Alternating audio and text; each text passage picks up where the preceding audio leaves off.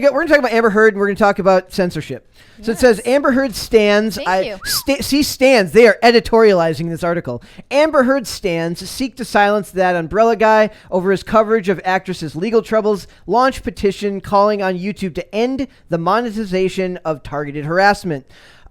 Full disclosure, I used to love that umbrella guy's channel. He's got one of the most unique voices you'll ever. He's got a great voice. If you ever get a chance to go listen to it, he used to do a lot of comic reviews. Where he's like number 15 Burger King foot lettuce. No, he's Amber Heard. He used to do a lot of comic reviews and stuff like that. Last thing you'd want in a Fairfax County courthouse is a defamation trial. Nothing like that. Okay, sorry. So it says unable to accept that practically no one found Amber Heard to be believable and seeking to blame anyone else but their idol for her own loss, fans of the supposedly former Aquaman 2 actress have launched a petition asking YouTube to take action against certain content creators, particularly that umbrella guy, by demonetizing their channel.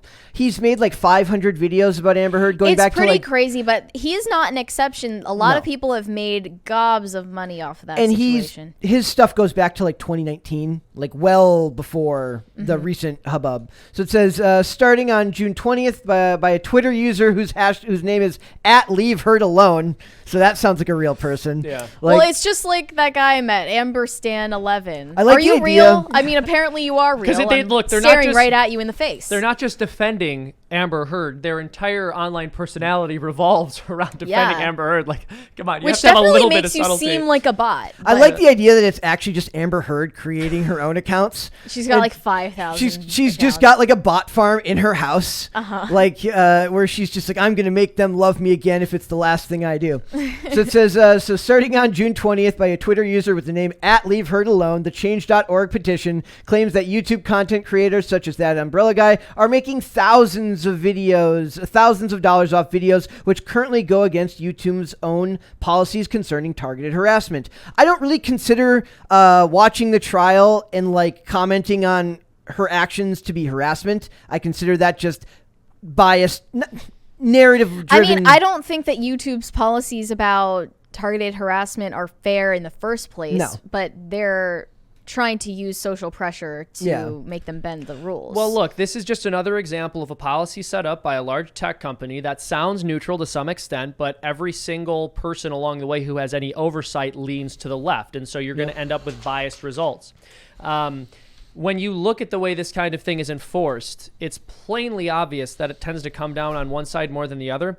And you look at mainstream media outlets and the fact that they're able to make significant amounts of profit targeting individual private citizens.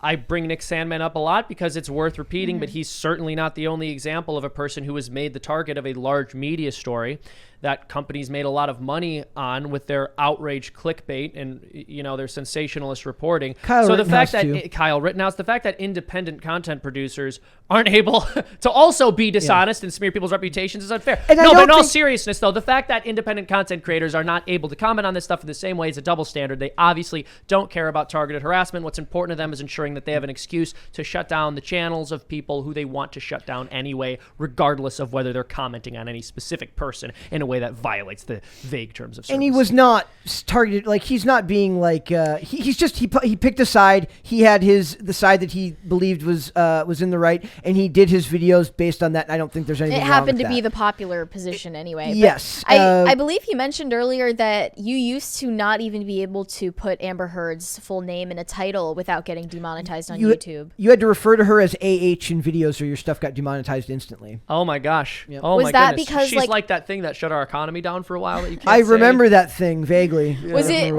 Was the tide like more in her favor at the time? The media was pushing back very hard to make sure that it stayed that way. What is she, Voldemort? And then they just decided overnight, like, yeah, let's just throw her under the bus. We can't. Basically, I mean, I couldn't actually point out to you when that particular tide turned the most, whether it was just because she was so unlikable at the trial. It's not like it was before the trial. So we had a guest on Timcast. Unfortunately, I'm blanking on her name. I apologize. I am sorry. Actually, let me do my due diligence and find it before I quote her. Okay. But I'll quote her at the end after I found her name. Got it. What she pointed out was that they have found in studies and analyses that in a courtroom, if a woman is attractive, it works in her favor. Yes. Unless people believe she's using her attractiveness to deceive them, in which case it works very much against their favor. So it can go either way. And Amber Heard is a very attractive woman who is very clearly lying about a lot and trying to smear other people's reputations and destroy their lives. And not a very good actor. So that's kind of a prime target for people to turn against, because it does encapsulate a kind of toxic femininity. I hate to use that phrasing, right? But it encapsulates what happens when an attractive woman misuses her gifts and becomes vicious. And most, if not all of us, have dealt with that kind of archetype at least once. And so when you watch Amber Heard, you're not watching Amber Heard, you're watching that one girl you knew in college who acted kind of like that, or who lied about one of your friends. Do you think that that's why public opinion turned against her so hard? It really wasn't about her. It was about people's overall frustrations? Yeah, well, because the initial story wasn't about her. It's true that we were looking at an individual person's circumstances, but the Me Too movement seized onto this and made it a broader conversation about the mistreatment of women, generally speaking. So it only makes sense that when she has been outed as someone who may be less than honest, the general public would respond with the continued abstraction of this individual case being extrapolated to the general discourse and say, oh, well, you know what? There are many examples we can also find of women using their feminine gifts to deceive, and so let's look at this through that context and relate it to the people who I know who are like that. In the same way that when you hear the story of an abuser, you think, oh, I've known guys who were like that, and it makes you angrier than you might otherwise be because you've known a woman who's been a victim of that, because you know a man who's behaved that way. Also because they've pushed back so heavily to anyone that questions the idea that they could be guilty of something like that. Well, it doesn't happen, right? The conclusion I came to those was numbers that, are way overblown, they always say. Yeah, the conclusion I came to ultimately was that, like, there had been resentment boiling up against Me Too for so long, and also just that you seem to not be able to criticize women anymore without being accused of hating all women. Exactly. So when you found out that you're, like, permitted to dunk on this one woman, people just went overboard with it. I want to mention it was Dr. Chloe Carmichael. Okay. So that is who I'm quoting. Credit where it is due. And I agree. So you look at something like the Me Too movement. Here's how you know it's explicitly political, because it took something which is otherwise popular, which is the idea of protecting women. I mean, that's built into every man to want to protect women. And it turned it into, you have to believe any and every claim made by any and every woman about any and every man, which is so flat on its face absurd. One thing I pushed back on a lot of times is there was a lot of conservatives that would always kind of conflate the idea of believe women and believe all women, which I very rarely heard believe all women. I always heard believe women, but the context of those are very different if you're talking to an uninitiated person. But hold on, I'll push back on that a little bit, because believe women is a when did you stop beating your wife kind of thing to say. If I say that to you, I am insinuating, of course, that you don't believe women. You're a bad person, so I had to tell you that. So it's extremely condescending, and you're automatically putting the person on the defense, even with that phrasing. And it's manipulative, and that's done by design. Yeah. So it says, citing NPR, the petition then goes on to invoke the image of Gamergate, because it's the thing that just will never die. So hold on. I have to ask, was January 6th 9/11 or was Gamergate 9/11? Because both of I them. think Gamergate was more significant to the cultural consciousness. Yeah. I think we're at the place we're at now because of Gamergate. Can I ask, that like, launched it. is it enough? Like, is it acceptable? Am I asking too much to say I just never want to have to think or talk about Gamergate again? Adam Baldwin disagrees with you. Yeah. So it says asserting that to provide a template,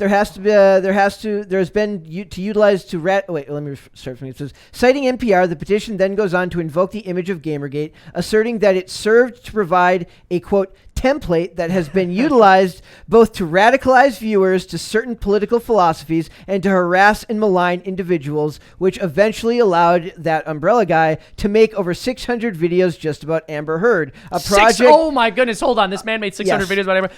I will say that's a You're little like, you know excessive. what? I'm signing the petition. You know what? Let me go over to Send me the Amber Heard link right now. A project that has earned him approximately $80,000 in May of 2022. Wait, hold on. Made how much? $80K in May. In 1 month? Yes. I'd hate Amber Heard too for $80K a month. And that's the thing. We always felt that we took one of the more measured takes on this whole trial, right? That we did not get insane views because we weren't on like the randomly just hate her for the sake of hating her. I was like, look, you know, she's kind of awful. She's definitely awful, but he's too smarmy and like They're both entertainers who are self-obsessed. And in the end, this will change nothing about the culture because they live in a different world than we do. So. Well, I also love how like Gamergate is when misogyny started. It just like, at Gamergate. The first time. No, I will say Gamergate was very culturally significant. It's almost embarrassing to reference it because it seems like this sort of cringy artifact of 2014 internet culture. Yeah. But look, it was very important for consumers to stand up and actually have their voice heard and say, first of all, there is corruption in game journalism, as niche and unimportant as that may sound, right? But also you can't just accuse people of misogyny because you don't like what they're saying. That's all true. It should be noted that the Washington Post report, so poorly authored by infamous staff reporter Taylor Lorenz, that it eventually required 2 corrections to bring it into line with basic journalism ethics, cites the upper potential limit of an income range between 4.9K and 79.1K. They're basing that off his Social Blade. That I don't know how accurate that is to what he's making. It's not always. Who's, no. on that umbrella guy's. Who is that? You hear that knocking at the door? Why did you mention Taylor Lorenz? I didn't. Who mentioned it? It was mentioned in the report. Oh, no. Nobody's home. We've tried to stay away from Taylor Lorenz here. So further, the petition further accuses Tug of being, quote, invested in continuing his mass production of harassment videos revenue model, moving on from Amber Heard and instead targeting Evan Rachel Wood, who was a teenager when her abuse started. She was 19 when she was dating. Well, that's also still Marilyn all Manson. alleged. Yes, she was 19 when she was dating Marilyn Manson. This is also an interesting thing to talk about when you think about like allegations, because all the stuff against Ezra Miller is also still allegations. Yeah. But my take on it is more as like, how do you be Warner Brothers and put up with all this? Not necessarily is he guilty or not. He deserves his day in court, but you know, it's all like, it's about PR and his failures are piling up. So it says, on both social media and in the HBO documentary Phoenix Rising, Wood has accused Manson of behaviors ranging from brainwashing to sexual assault and blamed the music industry for enabling him. It sounds familiar as well, doesn't it? Let's blame the film industry. Yeah, for Ezra. Yeah. Yep. So I want to just do super chats because I don't really know what to say other than they're very clearly targeting him because he's making money off something that they want to get people away from. Let's get into the super chats. Gray Pilled said, "Loved you in the vlog, Mary. LOL. Thank you. I played a scary ghost girl, but that's just real life." Yeah, I was gonna say. Waffle Sensei said, "I said he tried to get in a bed with the kid at age 14, and they said, but did anything happen?" Oh my gosh! Wow. What kind of a response? Yes. Him that getting happened. in bed with a 14-year-old is something happening. That is bro, nothing makes sense completely anymore. indefensible. Source, bro. But this is what they do. All right. This is something we see a lot in the present culture, which is something happens which is completely inappropriate, completely over the line, completely obscene, even abhorrent. And the response is, well, it's not confirmed to be the worst possible version of that thing it could have been. Therefore, why even worry about it? That's more or less the approach to issues. To on the be other fair. side. Yeah, to be fair, we don't really know. It's like, I don't need to. And this is one of the things I don't know if that person was just a contrarian and just wanted to be like, well, did he pull his pants down or did he just get into bed with a 14-year-old? It's still a weird joke to make. Why is he in bed with a 14-year-old at all? Yeah. No, yeah, exactly. Some guy named Dave Font said, Seamus is an American treasure, and I love him. You're very kind. He's not American. What are you talking about? I knew someone was going to go there. This is the first time I've ever been referred to as a citizen of the nation of my birth, and I appreciate you and I honor you for that. Thank you. Don't lie. I'm a birther. I'm a Seamus birther. Where's my birth? Where's the birth certificate? I need to see it.